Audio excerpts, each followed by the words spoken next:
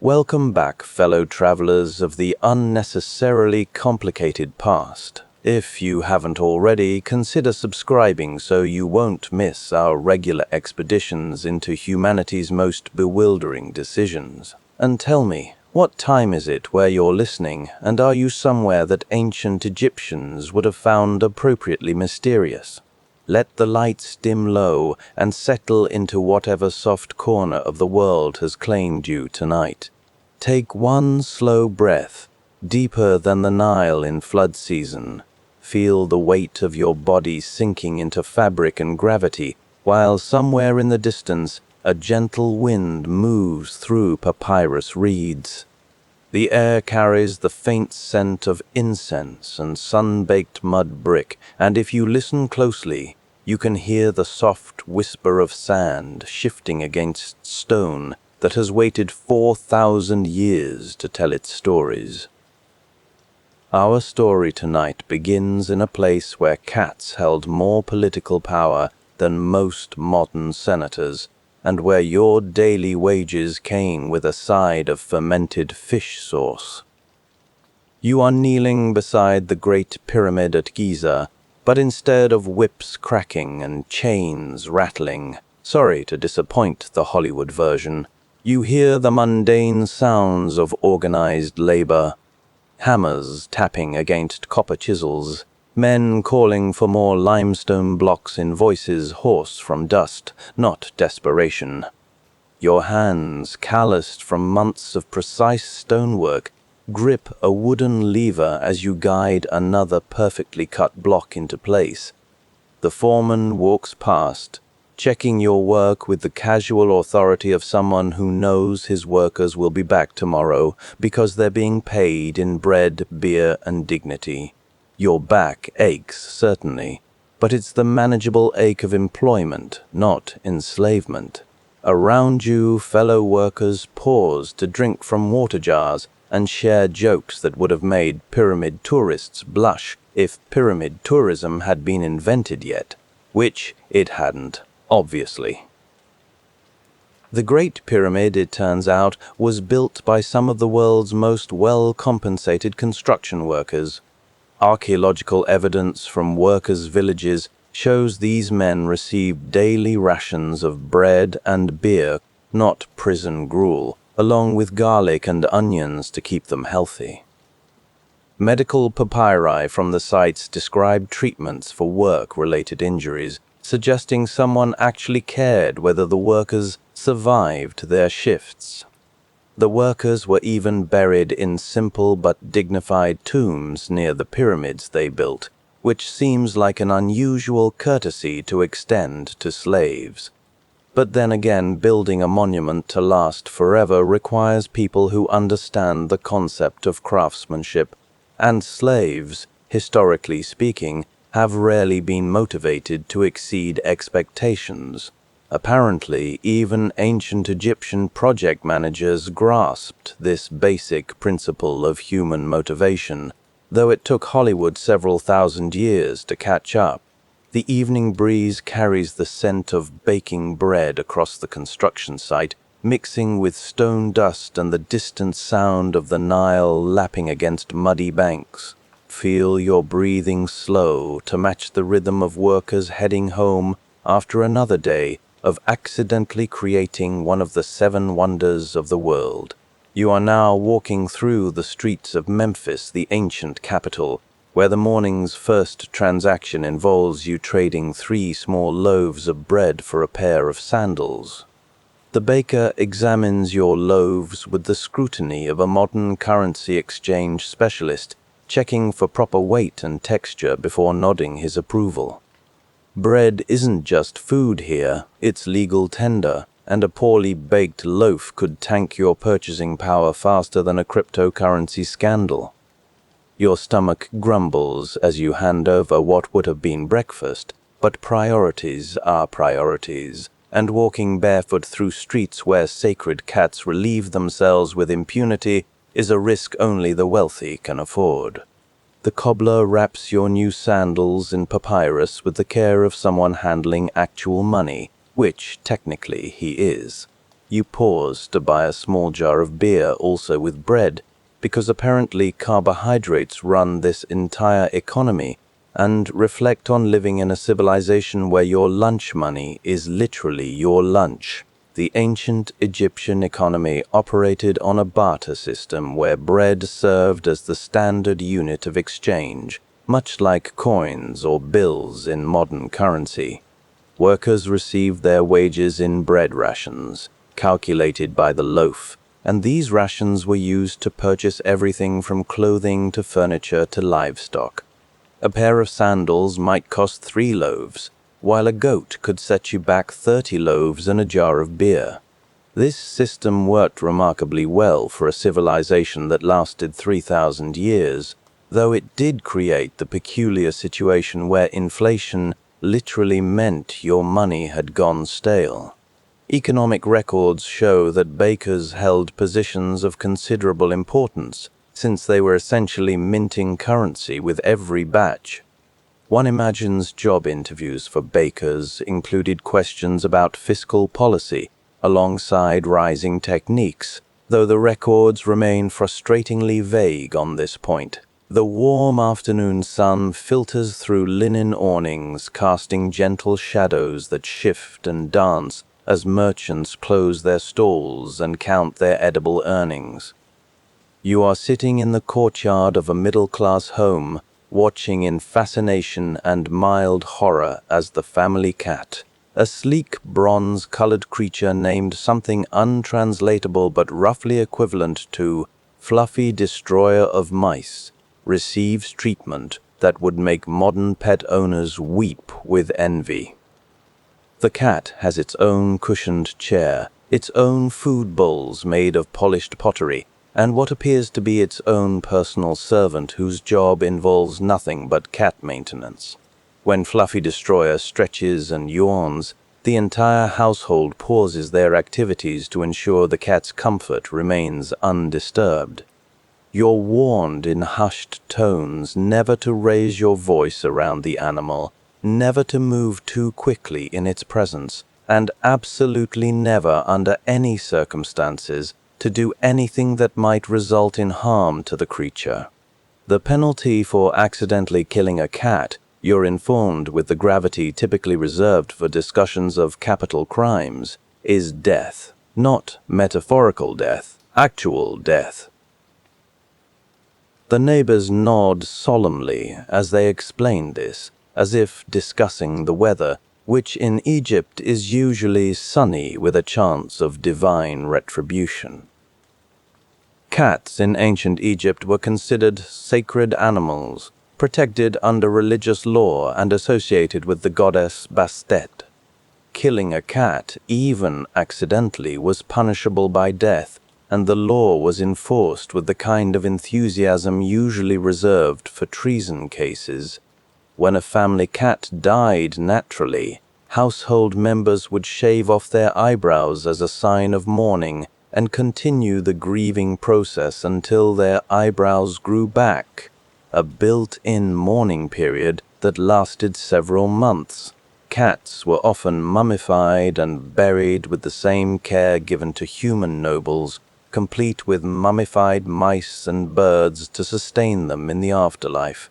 The export of cats from Egypt was strictly forbidden, though smugglers occasionally managed to sneak them out, presumably while wondering if a lifetime of looking over their shoulders was worth the profit margin on feline trafficking.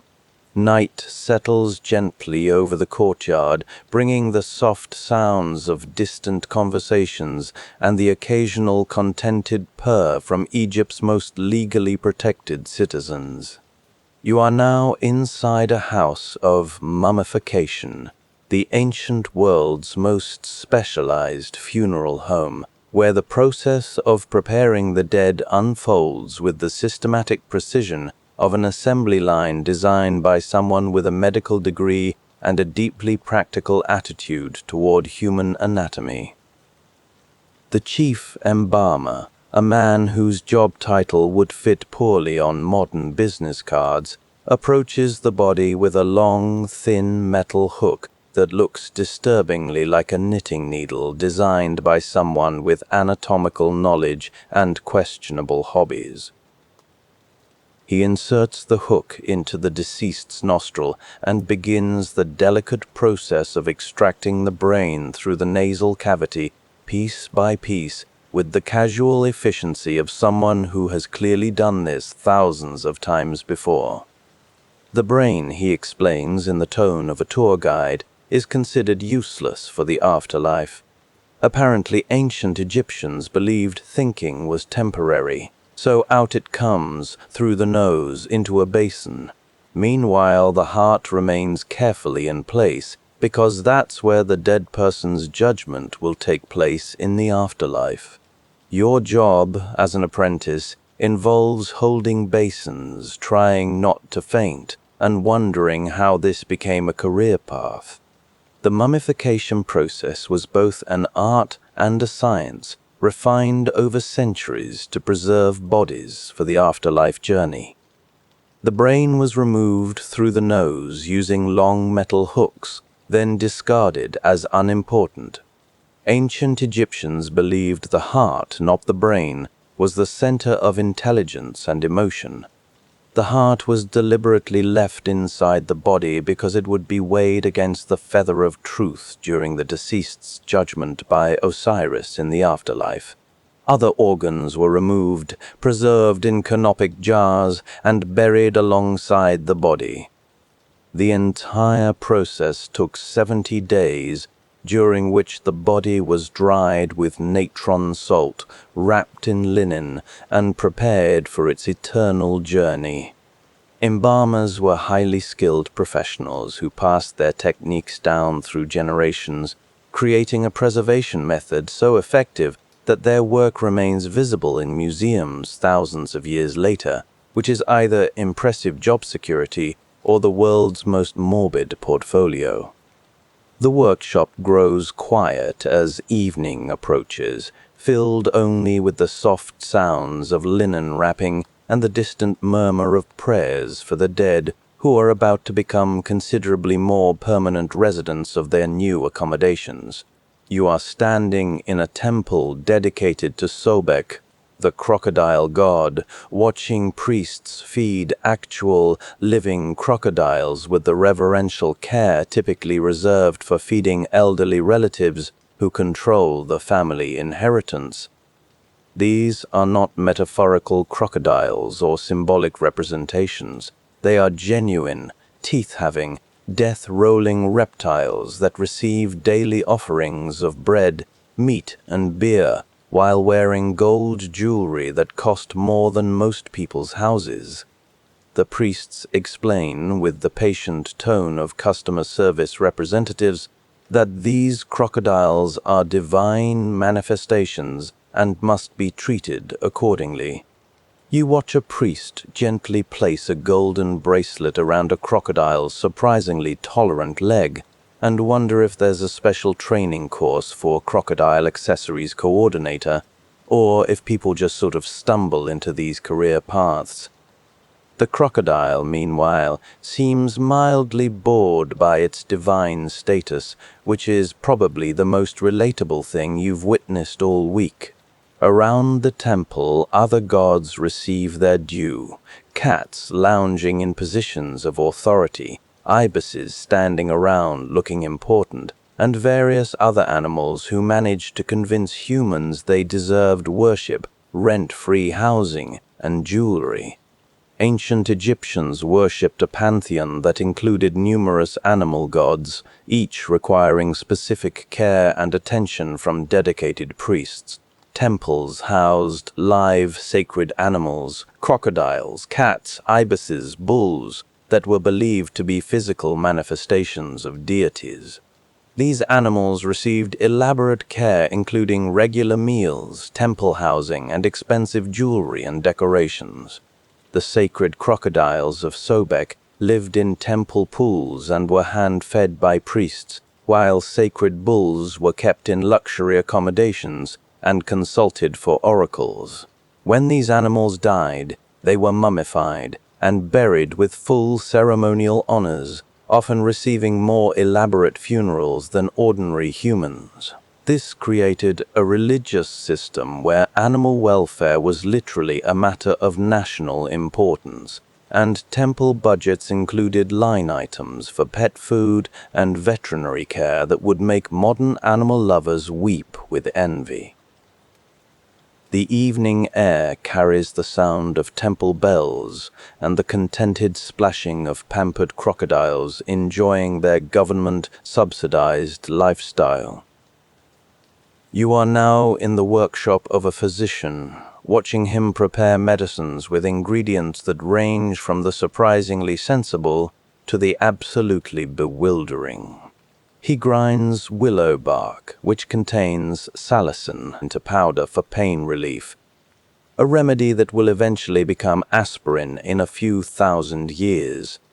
Then, with the same scientific confidence, he mixes honey with ground beetles to treat digestive problems, explaining that the beetles contain essential humors that balance the stomach's natural inclinations toward rebellion.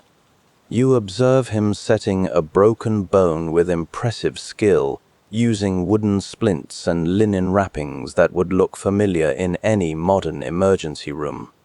5 minutes later, he's treating a headache by drilling a small hole in a patient's skull to release evil spirits, a procedure he approaches with the same methodical care he used for the bone setting.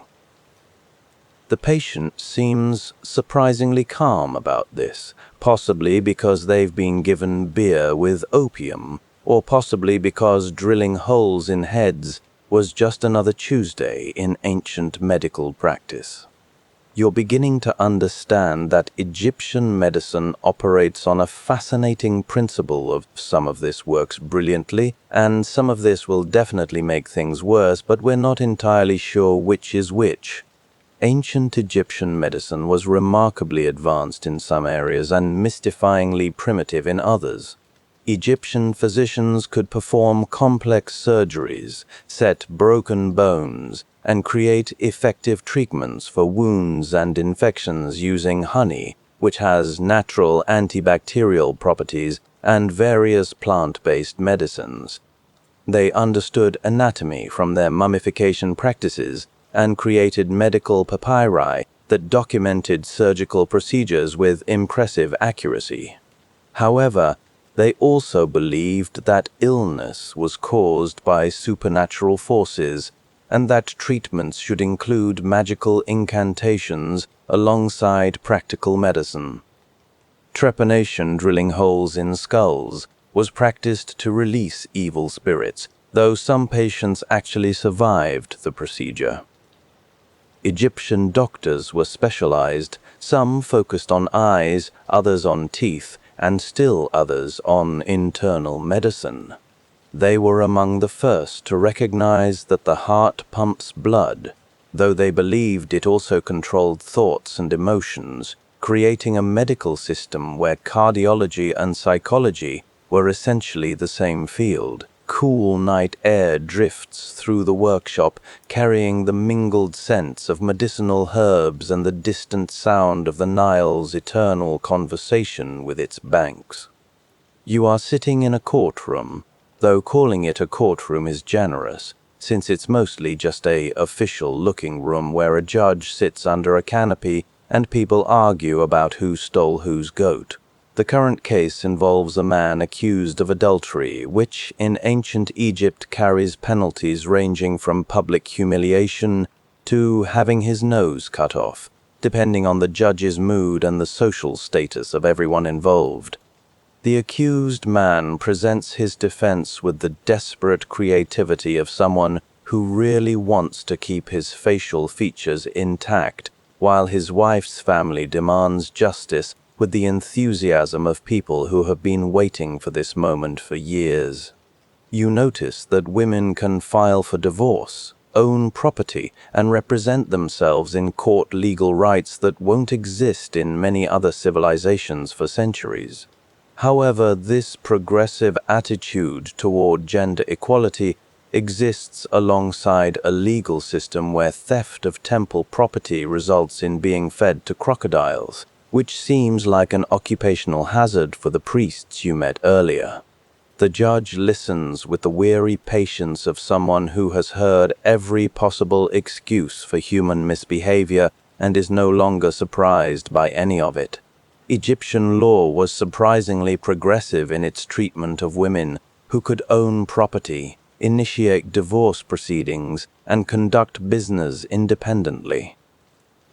Women could also serve as witnesses in court and inherit estates, rights that were rare in ancient civilizations.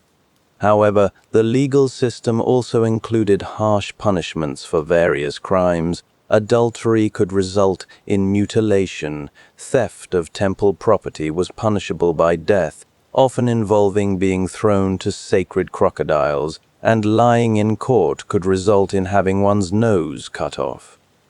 The death penalty was reserved for serious crimes like murder and treason, but it was also applied to seemingly minor offenses that involved religious sacrilege. Egyptian courts operated on the principle that maintaining social order required both progressive civil rights and terrifying consequences for disrupting that order, creating a legal system where women could run businesses, but everyone needed to be very careful around religious property. The courtroom settles into evening quiet, broken only by the soft murmur of legal proceedings and the occasional distant roar of judicial crocodiles reminding everyone that the appeals process has its limitations. You are standing at the edge of the Sahara Desert, preparing for a trading expedition that will take you across landscapes so hostile that they make modern extreme sports look like gentle afternoon walks. Your caravan consists of donkeys loaded with gold, incense, and exotic woods materials that will be worth their weight in more gold once you reach Nubia, assuming you survive the journey. The caravan master, a weather-beaten man whose skin has been personally negotiated with by every grain of sand between here and the third cataract, explains the route with the casual tone of someone discussing grocery shopping. You will walk for weeks through desert that reaches temperatures capable of cooking meat, cross rivers populated by hippos who consider humans a light snack, and navigate territories where local tribes have developed creative approaches to wealth redistribution that don't involve paperwork. The other traders nod along as if this is perfectly reasonable, which it apparently is, because someone has to transport luxury goods, and the ancient world hasn't yet invented shipping companies with liability insurance. Your job involves carrying water, not dying, and trying not to think too hard about the statistical probability of either objective. Ancient Egyptian trade networks extended far beyond the Nile Valley, reaching into Africa, the Mediterranean, and the Middle East through some of the world's most challenging terrain. Expeditions to Nubia traveled along the Nile through territory controlled by various tribes, while desert routes to the Red Sea required crossing the eastern desert with its extreme temperatures and limited water sources. Trade goods included gold, ivory, incense, exotic animals, and precious stones, materials that were essential for religious ceremonies and royal burials. These expeditions could take months and involved significant risks from weather, wildlife, and territorial conflicts. Egyptian traders developed sophisticated logistics for desert travel, including pre-positioned supply caches and detailed knowledge of seasonal water sources. The profits from successful expeditions were enormous, but so were the risks, creating a trading system where fortunes were made by people willing to bet their lives on the market demand for frankincense and elephant tusks. Desert wind whispers across the dunes, carrying the promise of adventure, and the faint scent of profitable but potentially fatal commerce. You are now aboard a papyrus boat gliding down the Nile, which serves as ancient Egypt's combination highway, water source, sewer system, and religious center. A multitasking river that would make modern urban planners weep with envy or horror, depending on their priorities. The boat captain steers with the confidence of someone who knows every sandbar, crocodile, and river bend between Memphis and Aswan, which is essential knowledge when your vehicle is essentially a floating basket made of reeds.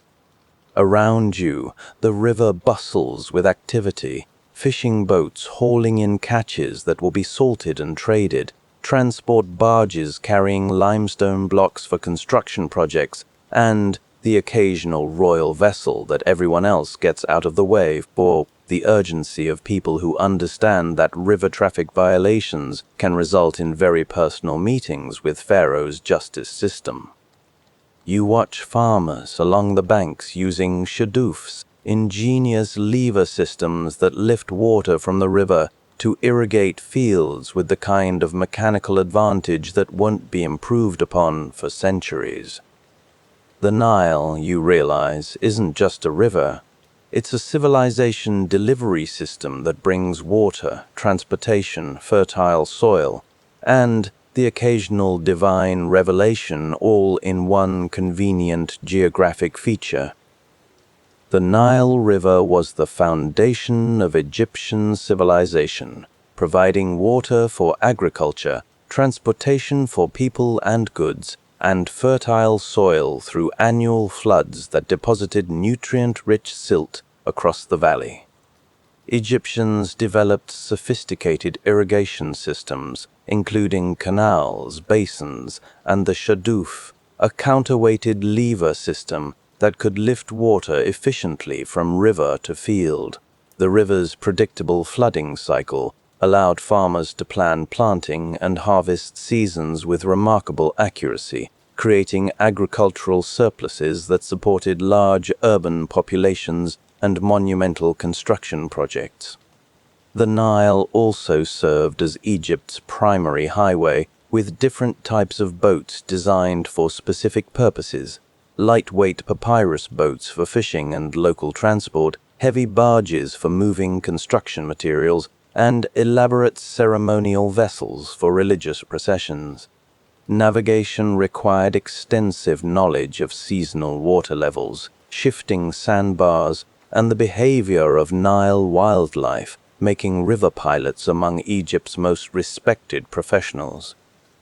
Evening light turns the river into liquid gold, while somewhere in the distance a hippo snorts its opinion of the day's boat traffic. You are walking through the marketplace of Thebes during festival season, when the normally bustling commercial district transforms into something resembling an ancient street fair organized by people who take their celebrations very seriously indeed. Vendors sell everything from roasted duck to miniature religious statues, while performers juggle, dance, and tell stories with the kind of theatrical flair that suggests entertainment is a competitive sport. The air fills with music from harps, flutes, and drums, creating a soundscape that manages to be both sophisticated and slightly chaotic.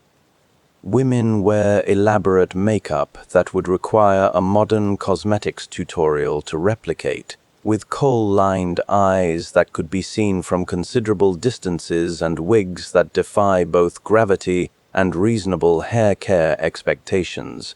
Men sport equally impressive grooming because apparently ancient Egypt was an equal opportunity vanity culture where everyone was expected to look fabulous or at least make the effort.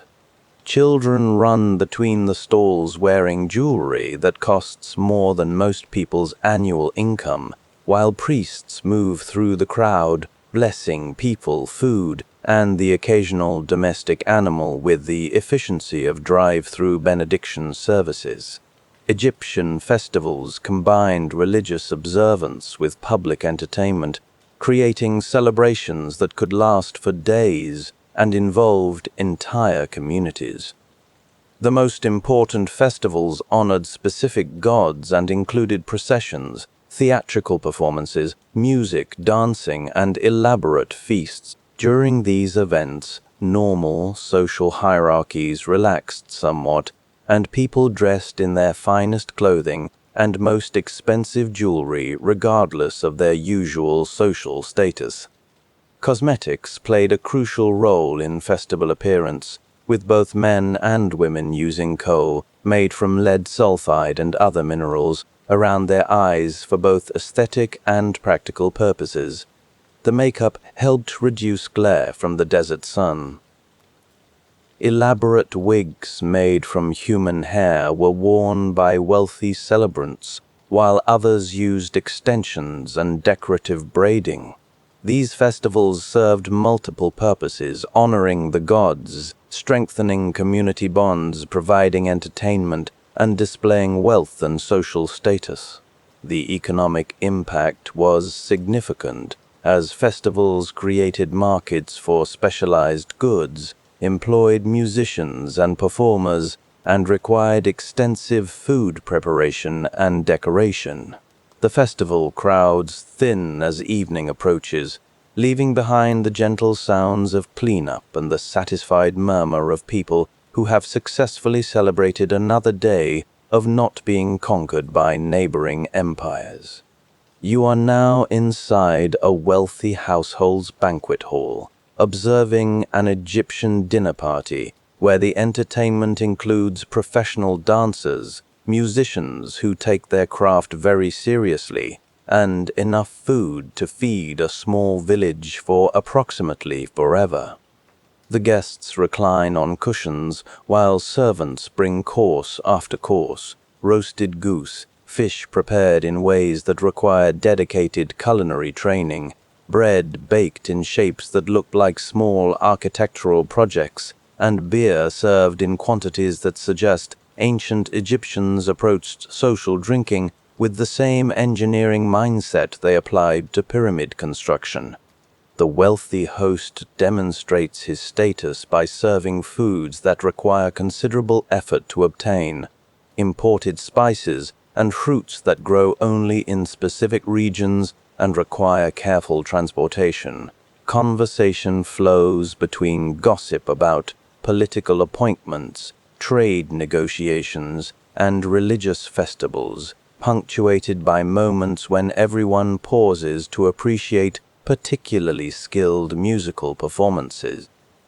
You notice that even casual social gathering operates according to complex rules about seating arrangements, serving order, and proper appreciation of artistic entertainment, creating a party atmosphere that somehow manages to be both relaxed and highly choreographed. Wealthy Egyptians entertained with elaborate banquets that demonstrated both their prosperity and their cultural sophistication. These events featured multiple courses of carefully prepared foods, including various meats, fish, vegetables, fruits, and specially baked breads shaped into decorative forms. Beer and wine were served in large quantities, with different qualities reserved for guests of different social standings.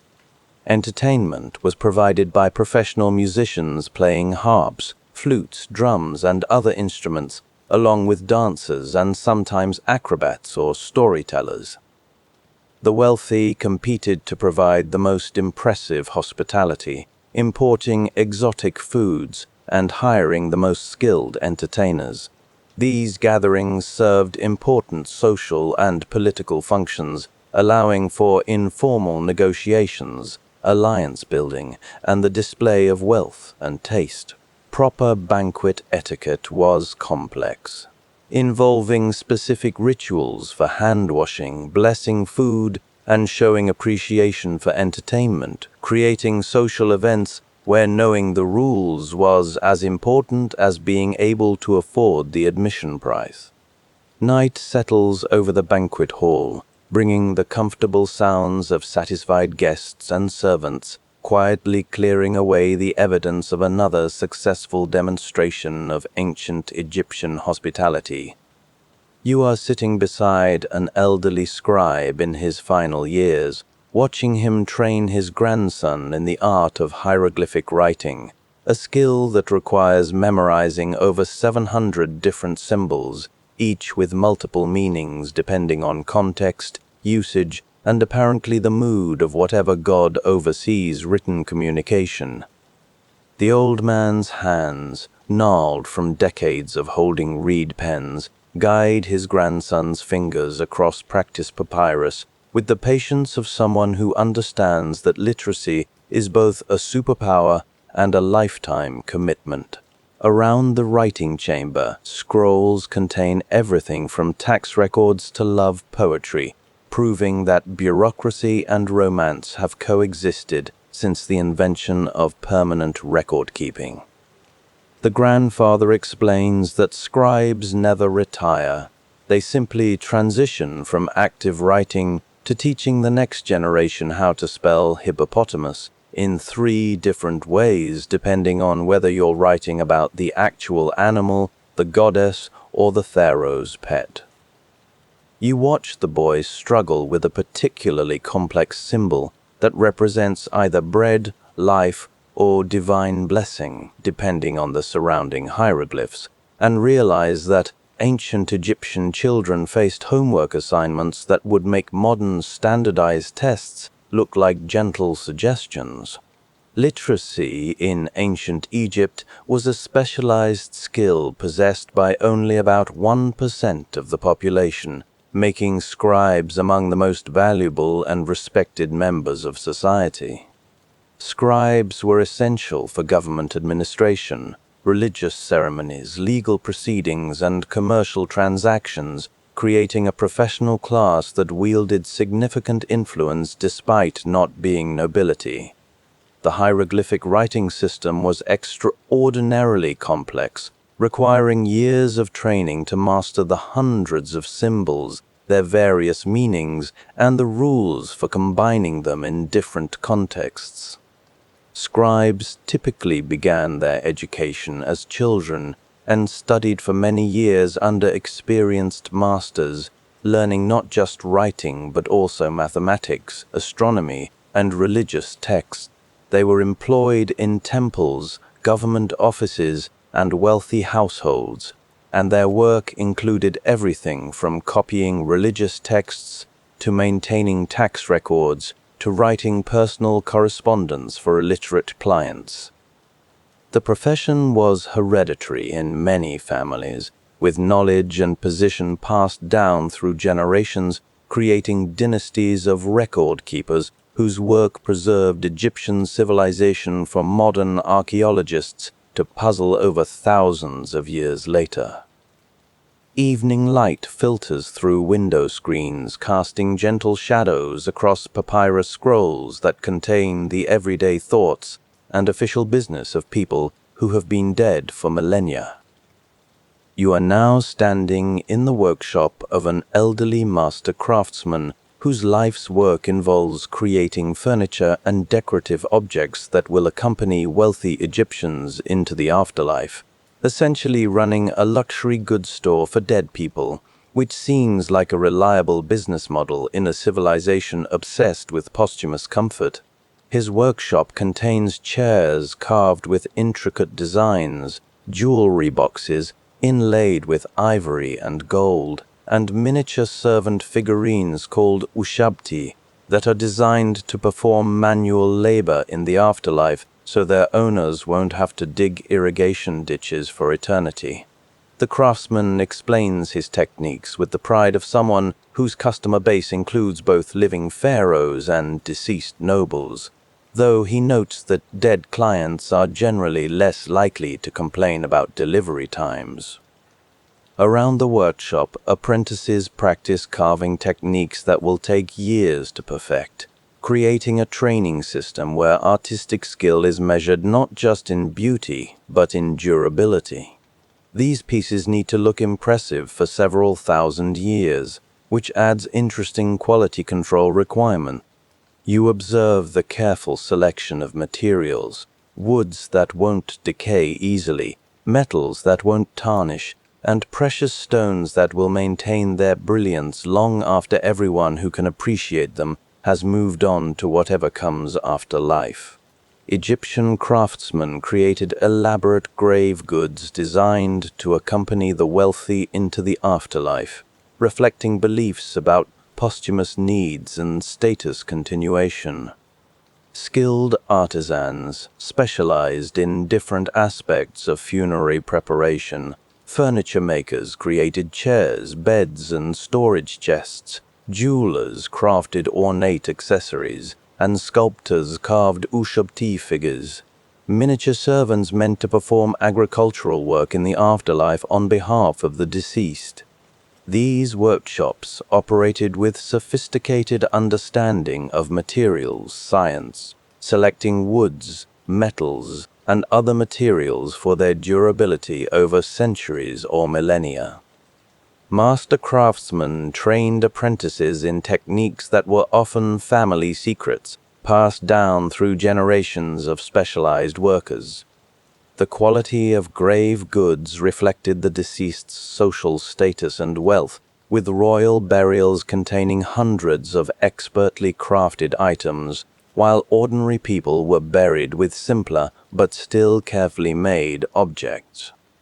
This created an entire economy focused on death preparation, where some of Egypt's most skilled artists devoted their careers to creating objects that would never be seen again once placed in sealed tombs.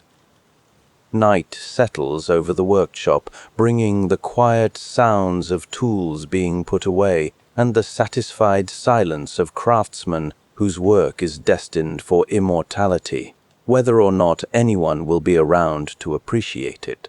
You are walking through the ancient necropolis of Saqqara, where generations of Egyptian nobles have been buried in tombs that range from modest underground chambers to elaborate complexes that resemble expensive real estate developments for the permanently deceased.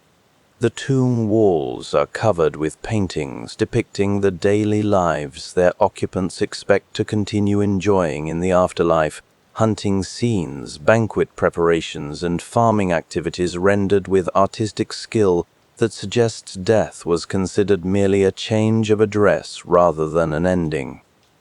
An elderly priest explains the logic. These painted scenes will magically become reality in the afterlife, allowing the dead to continue their earthly activities with improved housing and no taxes. You notice that the tombs contain actual food-dried meat, bread, and jars of beer placed there to sustain the deceased during their journey to the next world, creating what essentially amounts to ancient Egypt's most elaborate meal delivery service. The priest mentions that tomb robbing has become a serious problem, with criminals breaking into burial chambers to steal the valuable goods meant to ensure eternal comfort, proving that even death can't protect you from burglary if your neighborhood has insufficient security. Egyptian burial practices evolved over thousands of years into elaborate systems designed to ensure successful transition to the afterlife. Tomb construction was a major industry, employing architects, artists, stone carvers, and specialized workers who created underground complexes decorated with scenes of daily life that were believed to become reality in the next world. These tombs contained extensive provisions including food, clothing, furniture, and personal belongings, along with magical texts and spells written on walls and papyrus to guide the deceased through afterlife challenges. The practice created a massive economic drain on Egyptian society, as wealthy families spent enormous sums on tomb construction and grave goods, essentially investing their entire fortunes in death preparation. Tomb security was a constant concern, leading to increasingly elaborate hidden chambers and false passages designed to thwart robbers who saw burial sites as treasure troves rather than sacred spaces. Despite these precautions, tomb robbing was rampant, sometimes beginning within generations of burial, creating a criminal industry that specialized in archaeological redistribution of wealth. Cool night air moves through the necropolis, carrying the whisper of ancient ambitions and the faint sound of eternity settling in for another few thousand years of patient waiting. You are now standing in the court of an aging pharaoh, watching the elaborate rituals surrounding divine kingship as they play out during the final years of a ruler whose earthly power is beginning to negotiate with mortality. The pharaoh sits on a throne that probably costs more than several provinces' annual tax revenue, wearing ceremonial regalia that requires 3 servants just to arrange properly. Court officials approach with the kind of careful deference typically reserved for handling unstable explosives, because offending a god-king, even an elderly one, remains a career-limiting move with potentially fatal consequences.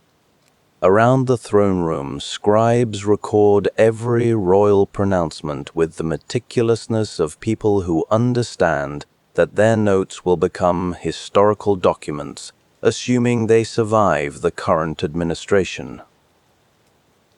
The pharaoh issues decrees about temple construction, trade policies, and judicial appointments with the authority of someone who genuinely believes he's been personally appointed by the gods to manage earthly affairs. You observe the complex protocol that governs every interaction, the proper distance to maintain, the acceptable topics of conversation, and the elaborate bowing rituals that seem designed to provide regular exercise for the court's lower back muscles. Egyptian pharaohs ruled as divine kings, believed to be living incarnations of gods with absolute authority over their subjects' earthly and spiritual lives. The institution of divine kingship required elaborate ceremonial protocols that reinforced the pharaoh's sacred status through every aspect of court life, from daily rituals to major state occasions. Pharaohs were responsible for maintaining Ma'at cosmic order, mediating between gods and humans, and ensuring Egypt's prosperity through their divine connection. This belief system created governments where political decisions were also religious acts, and opposing the pharaoh meant challenging the gods themselves. The succession process was carefully managed to maintain the illusion of unbroken divine authority, though in practice Egyptian history included numerous power struggles, usurpers, and periods of civil war. Royal burial preparations began early in each pharaoh's reign, with tomb construction and grave goods accumulation consuming enormous resources over decades. The pharaoh's death triggered complex ritual processes designed to ensure successful transformation from living god to eternal divine ruler, creating funeral ceremonies that lasted months and cost fortunes that could have funded entire cities. The court settles into evening quiet, filled with the soft sounds of divine authority, winding down for another day of managing a civilization that believes its leader is personally responsible for making sure the sun rises tomorrow. You are standing in the Valley of the Kings, where royal tombs burrow deep into limestone cliffs with the determination of extremely expensive mining operations designed to hide treasure from future archaeologists who haven't been born yet. The burial chamber you're exploring belongs to a pharaoh who ruled 3 centuries ago and is now enjoying the kind of permanent residence that comes with golden furniture and no mortgage payments. The walls explode with colorful scenes depicting the deceased king's journey through the afterlife, complete with detailed maps of the underworld that would make modern GPS systems weep with inadequacy. Your guide, a tomb architect whose family has been in the royal burial business for 6 generations, explains the security features with professional pride: false passages that lead nowhere, hidden chambers designed to confuse grave robbers, and curse inscriptions that threaten eternal damnation for anyone disturbing the occupant's rest. Unfortunately, he notes with the resigned tone of someone whose customer service involves dealing with dead royalty, the curses appear to be more decorative than functional, since tomb robbing remains a growth industry despite supernatural warnings. The pharaoh's sarcophagus sits in the center of the chamber like an extremely expensive coffin surrounded by enough gold to fund several small kingdoms, assuming anyone could figure out how to monetize ancient Egyptian burial goods without ending up on the wrong end of divine justice. The Valley of the Kings served as Egypt's royal cemetery for over 500 years, containing the tombs of pharaohs and powerful nobles from the New Kingdom period. These underground complexes were carved deep into solid rock, featuring elaborate decorations that illustrated religious texts like the Book of the Dead and depicted the deceased's expected journey through the afterlife. Royal tomb construction was a massive undertaking that could take decades to complete, employing teams of skilled craftsmen, artists, and laborers who worked in secrecy to prevent knowledge of tomb locations from reaching potential robbers. Despite elaborate security measures including hidden entrances, false chambers, and religious curses, most royal tombs were robbed within centuries of burial, sometimes with the apparent cooperation of the very priests and officials responsible for protecting them. The tomb of Tutankhamun, discovered nearly intact by Howard Carter in 1922, provided a rare glimpse of the incredible wealth placed in royal burials and demonstrated why tomb robbing had been such a profitable career choice in ancient Egypt. The irony was not lost on later historians that pharaohs who spent fortunes on eternal security ended up providing treasure hoards for criminals, while their carefully preserved bodies became tourist attractions thousands of years later. Desert wind whispers through the valley, carrying the scent of stone dust and the faint echo of ancient ambitions that outlasted their creators by several millennia. You are now in the house of an elderly Egyptian woman whose life has spanned 8 decades, making her a living repository of cultural memory in a civilization where reaching old age requires surviving childhood diseases, river-related accidents, and the occasional political upheaval that makes staying neutral a survival skill. She sits surrounded by grandchildren and great-grandchildren, sharing stories about pharaohs who ruled when she was young, festivals that lasted for weeks, and changes in fashion that seemed revolutionary at the time, but now strike her as the kind of minor variations that keep textile merchants in business. Her hands, weathered from decades of household management in a world where running water comes from wells and climate control, involves strategic use of linen curtains, work steadily at spinning flax into thread while she talks. She remembers when certain temples were built, when particular trade routes opened, and which priests were caught embezzling temple donations. The kind of local knowledge that doesn't make it into official records but provides the real texture of daily life. Around her, family members listen with the patient attention of people who understand that elders are walking libraries in a world where most information exists only in human memory. In ancient Egypt, elderly people who survived the high mortality rates of childhood and young adulthood were highly respected as repositories of wisdom and cultural knowledge.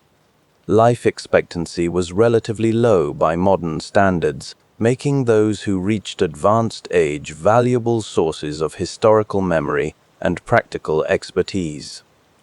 Extended families typically cared for elderly relatives in multi-generational households, where older members contributed through childcare, craft work, and oral tradition preservation. Elderly women often served as midwives and healers, passing down medical knowledge through generations, while elderly men might continue working as craftsmen or advisors well into their later years. The concept of retirement didn't exist. Instead, people gradually reduced their responsibilities while remaining active members of their households and communities. Respect for elders was embedded in Egyptian religious and social values, with children expected to care for aging parents as both practical necessity and divine obligation. This system created communities where accumulated wisdom was preserved and transmitted, ensuring cultural continuity across generations in a world where written records were limited to the educated elite. Evening settles around the family gathering, bringing the comfortable sounds of multiple generations sharing space and the gentle murmur of stories that connect the living present to the increasingly distant past. You are walking through the ruins of what was once Memphis, the great capital city that ruled Egypt for centuries and now exists primarily as scattered stone blocks and the kind of archaeological evidence that makes modern historians both excited and slightly depressed. The massive temples have crumbled into foundations that suggest their former grandeur, while providing convenient building materials for later civilizations who weren't particularly sentimental about preserving architectural heritage. Your guide, a local farmer whose fields are littered with carved stones that were once parts of royal statues, explains how his ancestors used ancient building blocks to construct irrigation channels and house foundations, treating pharaonic monuments as conveniently pre-cut construction materials.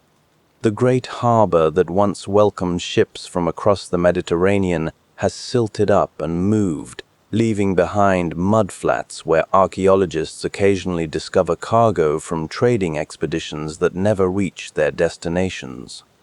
In the distance, the pyramids of Giza still dominate the horizon, proving that some engineering projects are too massive for even time and human carelessness to completely destroy, though they're not entirely immune to the effects of treasure hunters with more determination than archaeological training.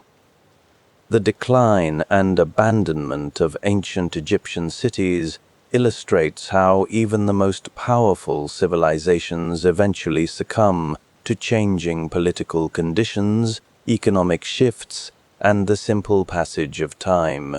Memphis, once Egypt's greatest city and administrative capital, gradually lost importance as power centers shifted and trade routes changed, leaving behind ruins that later civilizations treated as convenient sources of building materials rather than historical monuments. The process of urban decay was accelerated by deliberate destruction during various conquests, political changes, and religious reforms that targeted symbols of previous regimes. Many Egyptian cities were built on the Nile floodplain, making them vulnerable to river course changes that could leave former ports stranded miles from water. The reuse of ancient building materials was practical necessity for later inhabitants who saw carved stones as free construction supplies rather than irreplaceable artifacts. This recycling process means that much of ancient Egypt's architectural heritage survives only as foundations, scattered blocks, and the occasional doorway incorporated into medieval buildings, creating an archaeological record that resembles a massive, time-scattered jigsaw puzzle, with most of the pieces missing. Night falls over the ancient ruins, bringing silence broken only by the distant sound of modern farmers working fields that were once the courtyards of pharaohs. You are now sitting beside the Nile at sunset, watching the river that has remained constant while everything else about Egyptian civilization has transformed, died, been reborn, conquered, abandoned, and rediscovered by people who approach ancient history with the enthusiasm of treasure hunters and the methodical patience of scholars. The water flows past with the same indifferent persistence it showed when pyramid builders drank from its banks, when Roman tourists carved their names into temple walls, and when Napoleon's soldiers shot at the Sphinx because apparently French military doctrine included provisions for attacking large stone statues. Along the riverbank, modern farmers use irrigation techniques that would be recognizable to their ancient predecessors, while tourists photograph sunset views that haven't changed significantly in 5,000 years, though the contemporary additions of hotels and tour buses do somewhat alter the aesthetic experience. You reflect on the strange persistence of this place, where ancient burial sites coexist with modern cities, where farmers still find artifacts while plowing fields, and where the fundamental rhythms of river, desert, and human ambition continue their eternal negotiation with time, weather, and the occasional archaeological expedition that gets very excited about pottery fragments. The legacy of ancient Egypt extended far beyond its political collapse, influencing art, architecture, religion, and culture throughout the Mediterranean world and beyond.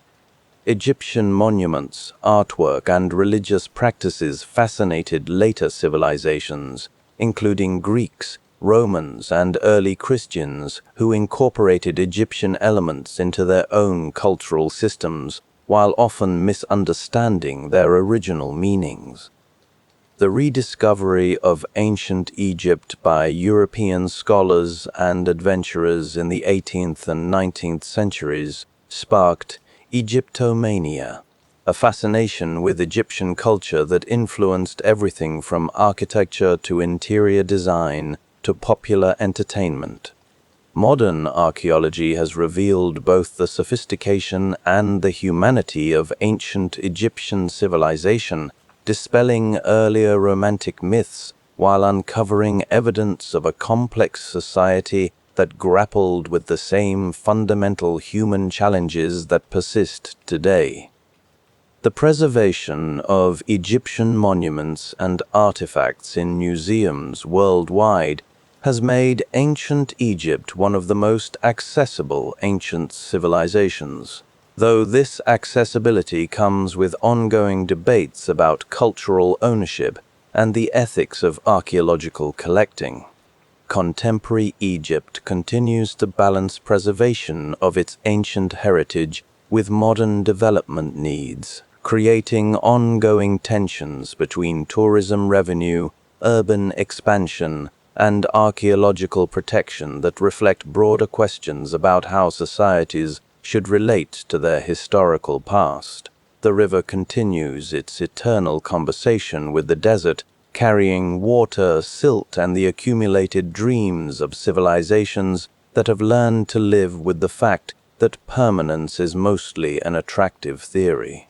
You are standing in the Cairo Museum, surrounded by the carefully preserved remnants of a civilization that spent 3,000 years perfecting the art of making death as comfortable as possible, only to have their most private possessions end up behind glass cases with small plaques explaining their original purposes to tourists who take photographs with flash despite the clearly posted signs.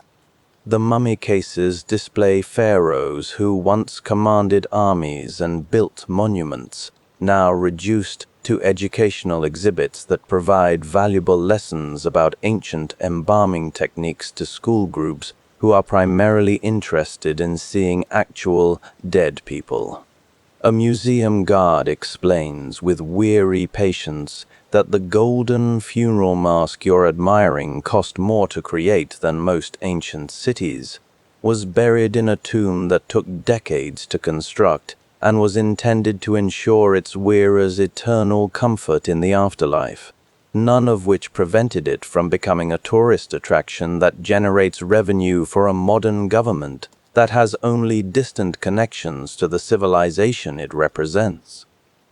Around you, display cases contain everyday objects that their original owners never expected anyone else to see: personal jewelry, furniture, clothing, and household items that provide intimate glimpses into lives lived thousands of years ago by people who had no idea they were participating in history. The modern preservation and display of ancient Egyptian artifacts raises complex questions about cultural ownership, historical interpretation, and the ethics of displaying human remains and personal belongings from vanished civilizations. Museums worldwide house Egyptian collections that were acquired through various means, some through legitimate archaeological excavations, others through colonial-era collecting that would be considered theft by contemporary standards. The display of mummified human remains particularly challenges modern sensibilities about respecting the dead, leading to ongoing debates about whether ancient people should be exhibited as educational resources or reburied according to contemporary ethical standards. Egyptian artifacts have become symbols of ancient sophistication and mystery, but their museum presentation often emphasizes exotic differences rather than universal human experiences, potentially reinforcing stereotypes about ancient cultures as fundamentally alien to modern life.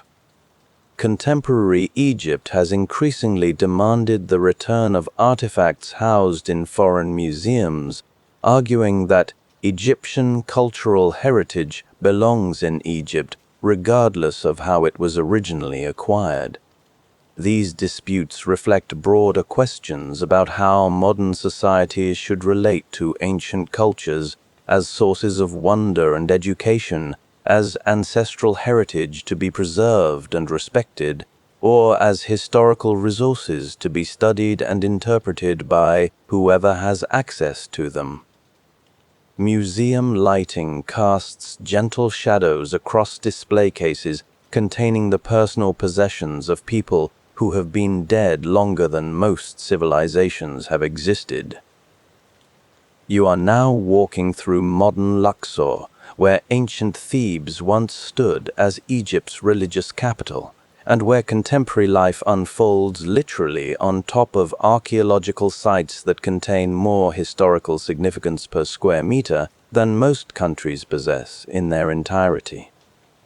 Local residents live in houses built above ancient tombs, work in shops that incorporate pharaonic columns into their architecture, and navigate daily commutes through streets that intersect with excavation sites where archaeologists uncover evidence of civilizations that flourished when the rest of the world was still figuring out basic agriculture. A local shopkeeper explains how his family's store sits above a minor noble's tomb that his grandfather discovered while digging a well, and how they decided that selling postcards to tourists was more profitable than becoming amateur archaeologists. Around the town, ancient temples serve double duty as tourist attractions and neighborhood landmarks, while modern hotels offer views of monuments that were already ancient when Cleopatra visited them. The juxtaposition creates a strange temporal layering where contemporary Egyptian life coexists with pharaonic heritage in ways that would be impossible anywhere else on Earth, producing a culture where ancient history is literally underfoot and metaphorically overhead in equal measure. Modern Egypt's relationship with its ancient heritage is complicated by the practical realities of living among archaeological sites that attract millions of tourists while also housing contemporary communities that need modern infrastructure and economic opportunities. Many Egyptian towns and cities are built directly over ancient settlements, creating situations where construction projects regularly uncover significant archaeological discoveries that must be balanced against development needs. Tourism provides crucial revenue for contemporary Egypt, but it also creates tensions between preservation priorities and local needs for jobs, housing, and modern services. Egyptian communities have developed complex relationships with their archaeological heritage. Some see ancient sites as sources of national pride and economic opportunity, while others view them as obstacles to modern development or reminders of foreign fascination with Egypt's past rather than its present. The Egyptian government faces ongoing challenges in protecting archaeological sites, while also promoting tourism and meeting contemporary development needs, leading to policies that sometimes prioritize economic benefits over preservation. This situation creates a unique form of cultural continuity, where modern Egyptians are simultaneously descendants of ancient Egypt and custodians of its physical remains, roles that don't always complement each other smoothly. Evening call to prayer echoes across the modern city, blending with the sound of tour guides explaining ancient religious practices to visitors who photograph everything with digital cameras. You are sitting in a Cairo cafe at midnight, listening to local intellectuals debate the relationship between contemporary Egyptian identity and the pharaonic past that attracts tourists, generates revenue, and complicates questions about cultural authenticity in ways that would require several philosophy degrees to fully untangle. The conversation moves between Arabic and English as participants argue about whether modern Egypt should embrace its ancient heritage, focus on Islamic traditions, or forge entirely new cultural paths that acknowledge but don't depend on archaeological tourism. One historian notes that most ancient Egyptians would find contemporary Egypt completely foreign, different language, different religion, different technology, different social structures, making claims of direct cultural continuity somewhat questionable despite genetic and geographic connections.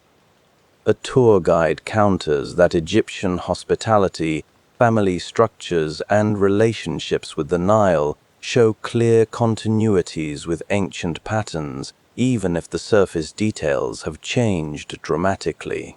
Around the tables, cigarette smoke mingles with strong coffee and stronger opinions about how modern nations should relate to ancient pasts that simultaneously belong to them and to the broader human heritage that transcends national boundaries.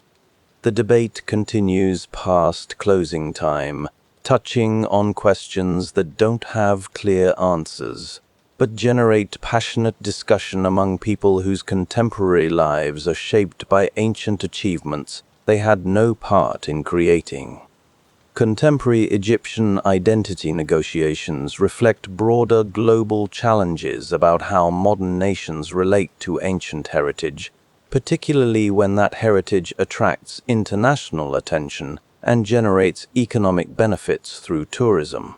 Egypt's unique position as heir to one of history's most famous ancient civilizations creates both opportunities and burdens for contemporary Egyptians who must balance preservation responsibilities with modern development needs. The relationship between ancient and modern Egypt is complicated by the fact that contemporary Egyptian culture is primarily Arab and Islamic, representing cultural traditions that arrived long after pharaonic civilization ended. Yet contemporary Egyptians are also genetic and geographic descendants of ancient Egyptians. This creates complex questions about cultural ownership and authenticity that affect everything from museum policies to tourism marketing to educational curricula. Contemporary Egyptian intellectuals and artists grapple with how to honor ancient heritage while asserting modern identity, leading to cultural productions that sometimes embrace pharaonic symbols and sometimes reject them as irrelevant to contemporary Egyptian experience. The global fascination with ancient Egypt can overshadow contemporary Egyptian achievements and concerns, creating situations where Egypt is valued more for its past than its present, complicating efforts to develop modern cultural and economic relationships with the international community. Late-night Cairo settles into relative quiet, filled with the distant sounds of a modern city built among the remnants of civilizations that solved different problems with different tools but faced remarkably similar human challenges. And so we reach the end of our journey through ancient Egypt, that remarkable civilization where people spent lifetimes building monuments for the dead, worshipped animals with more political influence than most modern politicians, and created an economy based on bread, a currency system that at least had the advantage of being edible during economic downturns. The ancient Egyptians, it turns out, were remarkably similar to people everywhere. They worried about money, complained about taxes, loved their pets, and tried to make death as comfortable as possible through careful planning and expensive preparation. They developed sophisticated solutions to practical problems, created beautiful art, and built structures that continue to baffle engineers, while simultaneously believing that drilling holes in heads would cure headaches and that mummified cats needed their own afterlife servants. Their civilization lasted 3,000 years, survived multiple foreign conquests, and left behind enough archaeological evidence to keep museum curators busy until approximately the end of time. They gave the world advances in medicine, mathematics, and architecture, alongside some truly puzzling decisions about personal hygiene and religious practices that involved feeding beer to sacred crocodiles.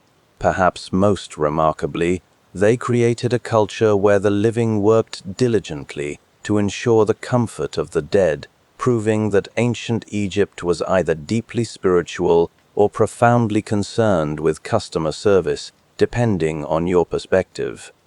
The Nile still flows past the monuments they built, carrying water and silt, and the accumulated dreams of people who believed that permanence was achievable through careful planning and sufficient quantities of gold leaf.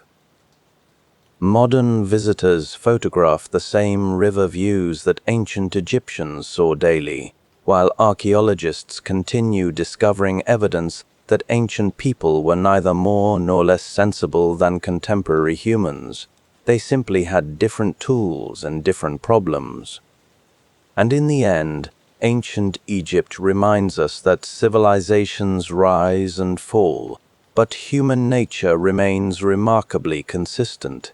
We all want comfortable housing, reliable food supplies, meaningful work, and some reasonable hope that our efforts will outlast our lifespans. The ancient Egyptians simply approached these universal goals with more mummification and considerably more enthusiasm for cat worship than most cultures consider strictly necessary.